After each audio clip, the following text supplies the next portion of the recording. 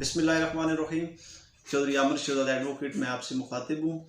اور اس ویڈیو میں آپ کو بتایا جائے گا کہ جو اب ایشو چل رہا ہے کہ نیشنل اسمبلی میں ایک ریزولوشن پاس کی گئی ہے سپریم کورٹ کے چیف جسٹس کے خلاف، اس کی کیا حیثیت ہے اور اس ریزولوشن سے کیا کچھ ہو سکتا ہے۔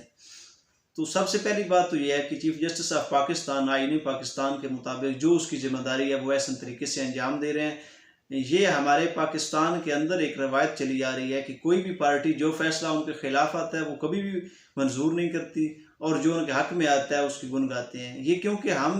ہماری جبلت میں ہے کہ ہم رول آف لا کے تحت چلتے نہیں، ہم وہ چاہتے ہیں کہ جو ہمارے لیے فائدے میں ہو۔ تو جبکہ کوئی بھی جو ترقی یافتہ ملک ہے ان میں ایسا نہیں ہے، کوئی بھی فیصلہ ان کے خلاف آتا ہے تو وہ اس کو ایکسیپٹ کرتے ہیں، وہ مانتے ہیں کہ میں غلط تھا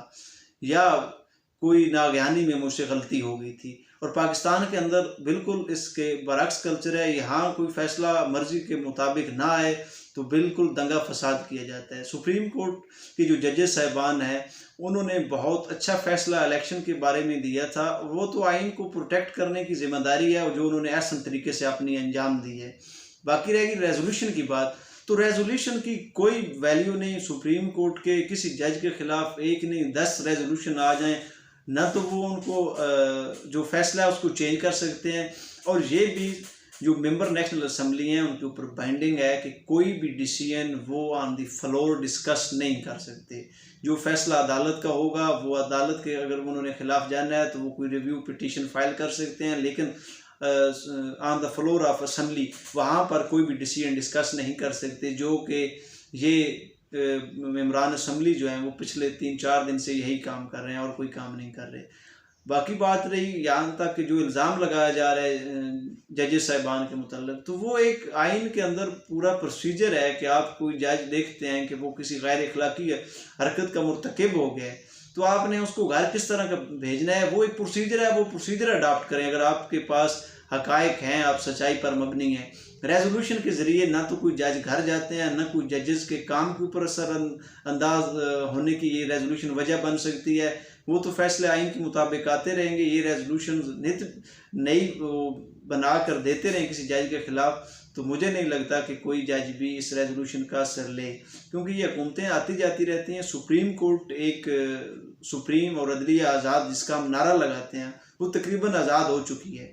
اور بالکل آزادانہ اپنے فیصلے کر رہی ہے، تو بالکل بھی وہ پارلیمنٹ کسی ذریعے بھی سپریم کورٹ کو اپنی گرفت میں نہیں لے سکتی۔ پارلیمنٹ کے جو اپنے معاملات ہیں انہوں نے خود چلانے ہوتے ہیں، ان کا صرف اور صرف جو کام ہے وہ لیجسلیشن ہے، نہ کہ عدلیہ کے اوپر دباؤ ڈال کے مرضی کے فیصلے لینا۔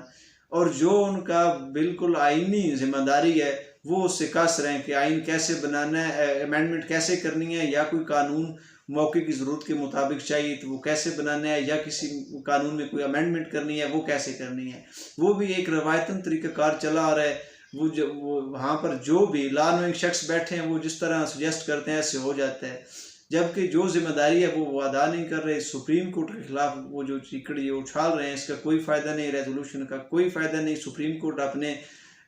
ذمہ داریوں کے مطابق ہی کام کرے گی، اور ججز صاحبان اپنی جو ان کی مدت ملازمت ہے اس کے بعد ہی گھر جائیں گے۔ اس کے علاوہ اگر کوئی پہلے بھی آپ کو بتایا کہ جج غیر اخلاقی حرکت کا مرتکب ہے تو اس کے لیے علیحدہ سے باقاعدہ طور پر ریفرنس بھیجا جاتا ہے، اور اس ریفرنس کے رسپانس میں کوئی بھی جج گھر جا سکتا ہے۔